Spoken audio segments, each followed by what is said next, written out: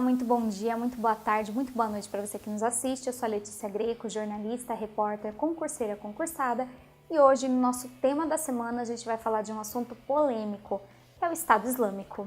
Acompanhe.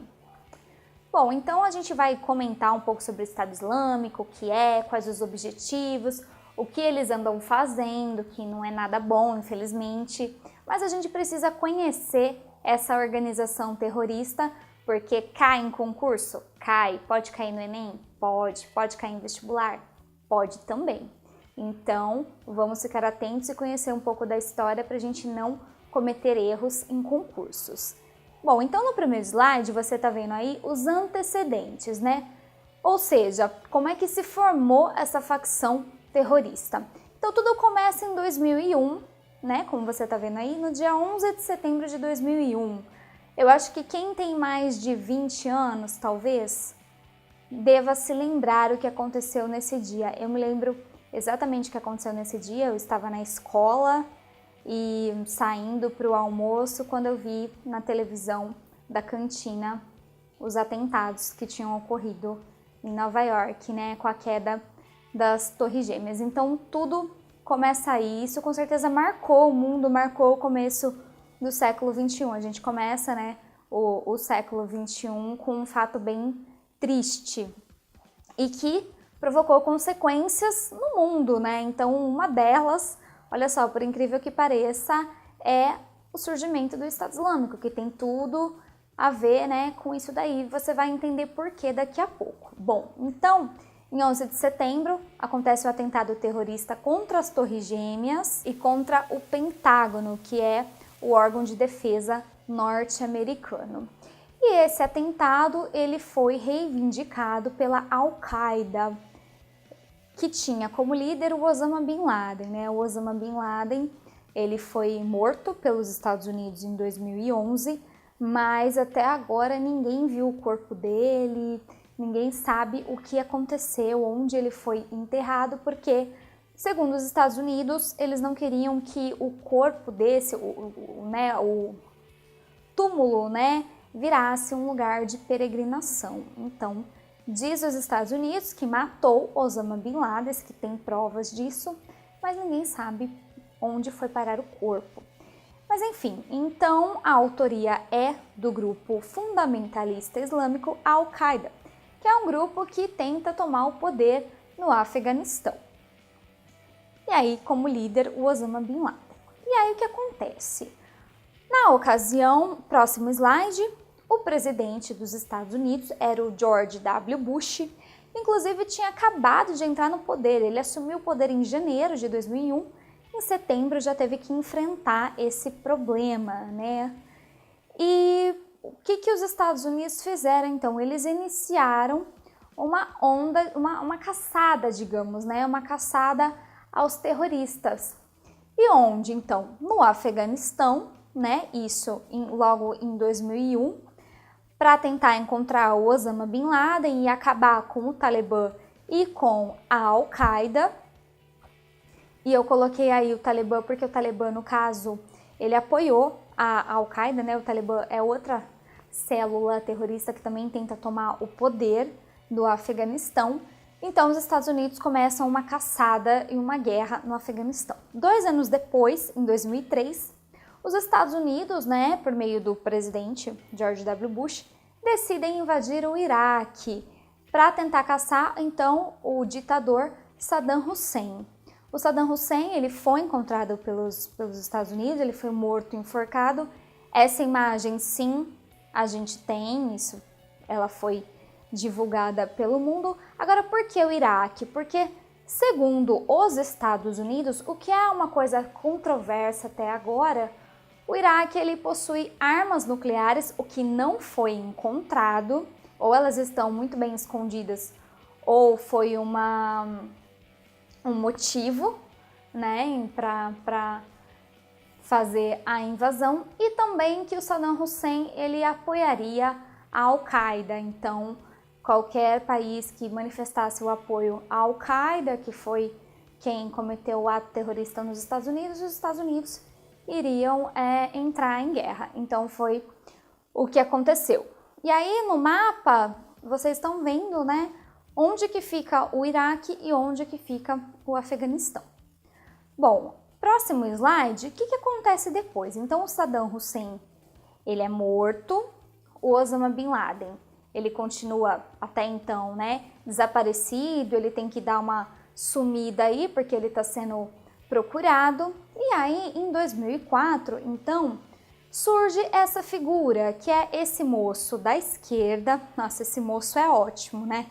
Esse terrorista da esquerda, chamado Abu Musab al-Zawahiri, que ele é o líder, então, da Al-Qaeda no Iraque, ou seja, a Al-Qaeda ela sai também do Afeganistão e ganha um braço, né, um apoio no Iraque, e ele é o líder, então, dessa facção. Só que o Abu, ele é morto pelos Estados Unidos em 2006. Então, em 2006, né, surgem outros líderes, e um deles que se destaca é esse terrorista da direita, que vocês estão vendo na imagem, que se chama al-Masri. Ele é o novo líder. E é ele, então, que, pegando essa vertente do Estado Islâmico no Iraque, que funda o Estado Islâmico do Iraque. E ele também é morto em 2010, certo? Então, o que eu frisei aí no slide é que o Estado Islâmico, então, portanto, ele é um braço da Al-Qaeda. Ele nasce a partir da Al-Qaeda. Era um líder que seguiu esse movimento no Iraque, foi morto, surgiu outro líder e transformou essa organização no Estado Islâmico do Iraque. Ele já surge sendo sunita, assim como a Al-Qaeda, né? Vamos lembrar aqui que o islamismo ele tem duas vertentes, né? Os xiitas e os sunitas. Na maioria dos países, né, que seguem o islamismo, a vertente sunita normalmente é a maioria da população, mas no Iraque não, no Iraque é o contrário. No Iraque a maioria da população é xiita, mas o Estado Islâmico é sunita. E o que eles querem? Eles querem que toda a população seja sunita, certo? Então o Estado Islâmico é sunita. E aqui eu coloquei rompimento 2014, por quê?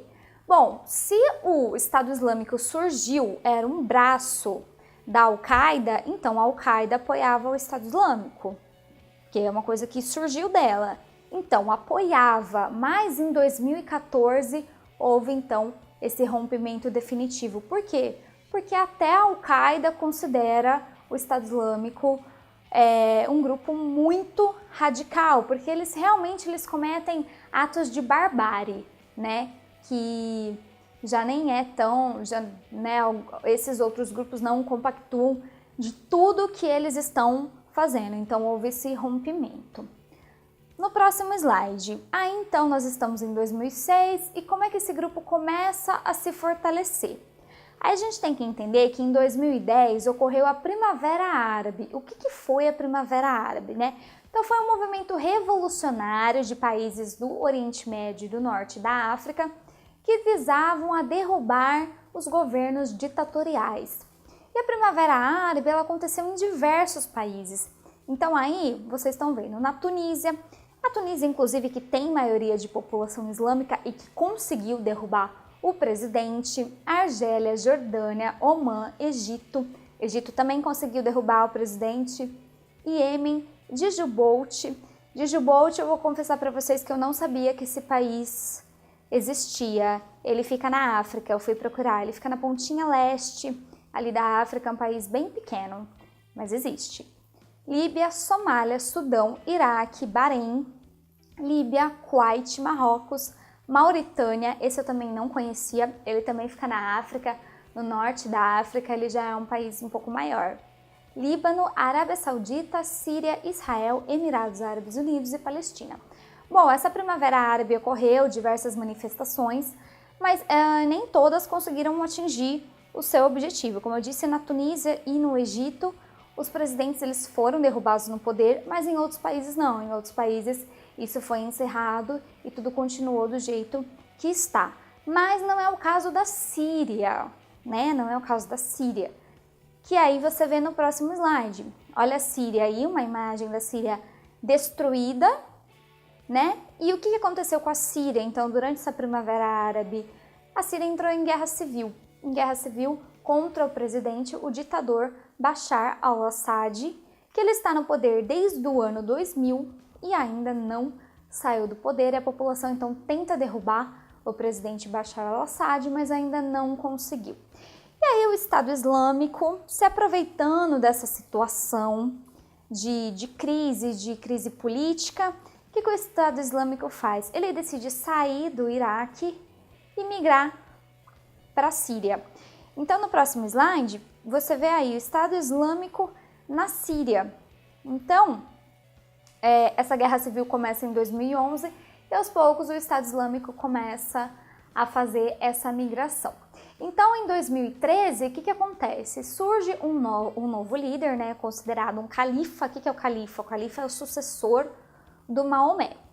E que é esse terrorista da esquerda que se chama Abu Bakr al-Baghdadi. Eu acho que é isso. É muito difícil esses nomes, viu? Muito difícil. Vocês têm que concordar comigo, mas não precisa se preocupar com os nomes, não precisa saber o nome deles, é mais saber o contexto. Eu tô colocando para contextualizar, mas não precisa se preocupar com isso. Então, quando o Estado Islâmico ele chega na Síria, por meio desse líder, do Abu, eles se autoproclamam o Estado Islâmico do Iraque e do Levante, o ISIS. Porque a gente às vezes vê reportagem que fala Estado Islâmico, outros falam ISIS. Então, na verdade, é que assim, ali eles se proclamaram ISIS. E aí, qual o objetivo do ISIS? O objetivo do ISIS é fazer um Estado Islâmico, é fazer do califado um Estado Islâmico. Mas você pode falar Estado Islâmico, que o pessoal também fala EI, né, só EI, ou ISIS, tanto faz, é a mesma coisa. E aí, então, chegando na Síria, o ISIS ele se une aos opositores do ditador, do presidente da Síria, do Bashar al-Assad. E aí, no próximo slide, você vê um militante carregando a bandeira do ISIS. E o que vai acontecer depois? Eles vão tomando territórios, até que em junho de 2014, eles tomam a cidade de Mossul, no Iraque, que é uma cidade aí de aproximadamente 2 milhões de habitantes, é uma metrópole, uma das cidades mais importantes do Iraque, e foi muito rápido que eles conseguiram. A gente vai entender por quê, né? Porque o ISIS ele já teve um poder econômico muito grande, a gente vai chegar nessa parte, e o exército iraquiano foi vencido em questão de poucos dias, em questão de 2 dias. E aí, com essa vitória, é que o ISIS vai se autodeclarar um califado. O que é um califado, então? Acompanhe no slide. É um governo liderado por um califa, como eu disse, o sucessor de Maomé, que se baseia na Sharia. O que é a Sharia? Sharia é a mesma coisa que ao Corão? Não, na verdade a Sharia ela é um conjunto de leis islâmicas baseado no Alcorão que dita regras de comportamento, ou seja, pela Sharia não há aquela diferença entre a religião e os direitos, é tudo uma coisa só. Você, que nem num estado democrático como o nosso, a gente pode seguir qualquer religião, mas independente de seguir a religião, a gente tem que seguir as leis e uma coisa não tem nada a ver com a outra. Pela Sharia não, é uma coisa só. E é um dos livros mais antigos de direito islâmico, e o ISIS ele faz uma leitura radical. Tudo que tem na Sharia eles levam assim, literalmente ao pé da letra. Por exemplo, a Sharia ela prevê pena de morte, tortura, decapitação, que é o que eles fazem, e também uma perseguição aos infiéis, né? E no caso, quem são os infiéis? São todos aqueles que não seguem a Sharia, que não são islâmicos e da vertente sunita, né? Então todos os outros são considerados infiéis.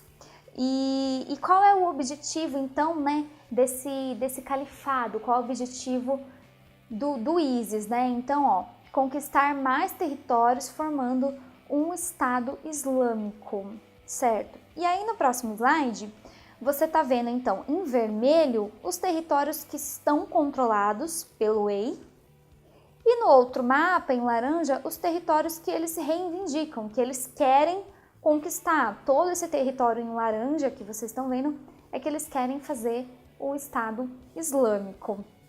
Mas ainda bem, né, graças a Deus ou graças a Allah, que eles estão bem longe de conseguir, né? Inclusive agora, nesses últimos meses, eles têm sofrido uma baixa, né? O grupo ele já deu uma diminuída no seu poderio econômico, no seu poderio de armas, por causa dessa coalizão, mas a gente vai chegar lá também.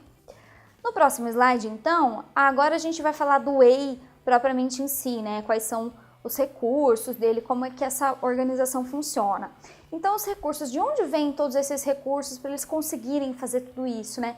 Então, saques, roubos, sequestros, extorsões. Então, já se disse que o Wei ele chegou a ter 2 bilhões de dólares e ser, inclusive, um dos grupos terroristas com maior patrimônio da história. Inclusive, eu me lembro de uma notícia em que em um dos ataques dos Estados Unidos, eles explodiram as reservas deles, monetárias, né? Mas eles já estão com bem menos recursos do que esse valor, mas enfim. E também, o que mais que eles fazem, né? O recrutamento de estrangeiros fanáticos. Como é que se dá esse recrutamento? Isso é uma coisa nova, que não acontecia com os outros grupos terroristas, Talibã, né, como a gente disse, porque esse recrutamento ele se dá pela internet, pelas redes sociais, eles usam WhatsApp, eles usam todos esses recursos tecnológicos para atrair estrangeiros, né? E um estrangeiro muito conhecido dessa organização é o Djihadista John, né? Que ele ficou famoso porque em vários vídeos que eles transmitiam, né, das decapitações, das mortes que eles cometeram, era esse terrorista que aparecia e ele tinha um sotaque inglês. O Djihadista John, ele foi morto no ano passado e ele, na verdade, ele nasceu no Kuwait, mas ele foi criado em Londres e ele, assim, ele não era de uma família pobre, ele era de uma família de classe média, ele fez faculdade e começou a ter ideias radicais e a seguir todo esse radicalismo até ir para a Síria, se juntar aos combatentes e se tornar conhecido aí por ter feito todas essas barbáries, né? E o engraçado é que muitos estrangeiros, londrinos, né, belgos, ingleses, né, de Londres, estão se aliando ao Estado Islâmico, né? Deixam de ter uma vida confortável, de fazer faculdade para se juntar, né? Quer dizer, é uma facção que ela tem um certo, digamos que uma certa atratividade, né?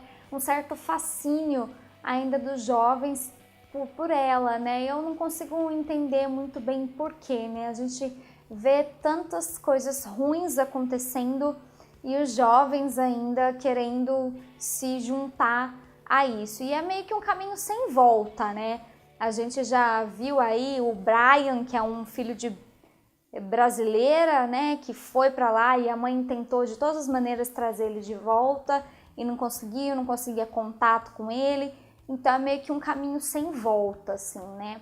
E não sei, né, o que se passa na cabeça, né, da pessoa, mas enfim. E aí, no próximo slide, a gente tem algumas formas de atuação do Estado Islâmico, né? Como é que eles agem? Então, atentados terroristas, Charlie Hebdo, o Bataclan, Nice, agora recentemente Cabul, no Afeganistão. Destruição de patrimônios, né? Que eles dizem ser uma limpeza cultural, né? Eles não querem que... Eles não proíbem fotografia, eles proíbem as mulheres de usar a roupa, de deixar o rosto à mostra, tem que ser toda coberta, não cultuam imagens, não pode ouvir música, realmente é um retrocesso, né? Um retrocesso total. E aí, então, eles destroem os patrimônios também, né? Aí que você tá vendo na foto é a cidade de Palmira, que era considerada patrimônio da humanidade, eles destruíram. Bom, também, que mais? A imposição da Sharia, que eu já falei, violência sexual, eles também, as mulheres que são dominadas por eles, né, eles pegam essas mulheres para servirem de escravas sexuais, imposição de pagamentos de impostos também e recrutamento de crianças. Até isso, eles são muito violentos e essa violência, inclusive, ela não é somente com quem não é islâmico, é quem também não é islâmico da vertente sunita, né? Porque eles estão cometendo então atentados contra os xiitas e contra curdos, contra cristãos, yazidis, que é uma minoria ali do Iraque. Enfim, é a barbárie que volta ao ano de 2016, ao século XXI. Enfim. E para finalizar, então é claro que o mundo não ia assistir a todos esses atos de insanidade sem fazer nada, né? E olha, até que demorou para o presidente Barack Obama para ele tomar uma atitude, né? Porque os Estados Unidos, a gente sabe o quanto que eles já se envolveram em guerras, algumas inclusive injustas, né? Simplesmente ali pelas questões de capital. E o presidente Barack Obama, na campanha dele, ele falou que ele não queria se envolver em guerras, né? Porque o país já vinha ali da guerra do Afeganistão, da guerra do Iraque, como a gente já comentou. E foi inclusive o Barack Obama que encerrou a guerra do Iraque em 2011, que tirou as tropas de lá depois de 8 anos. Então ele não queria, ele demorou a tomar uma atitude, né? A querer invadir. Mas é os Estados Unidos que estão comandando essa coalizão formada por 50 países que combatem o ISIS. Então, essa coalizão é formada por esses países do mapa de azul que vocês estão vendo aí. Então, ó, Canadá, Estados Unidos, França, né, Alemanha, enfim. Os países de verde são os países que são contrários ao Estado Islâmico e em vermelho são os territórios mantidos por ele.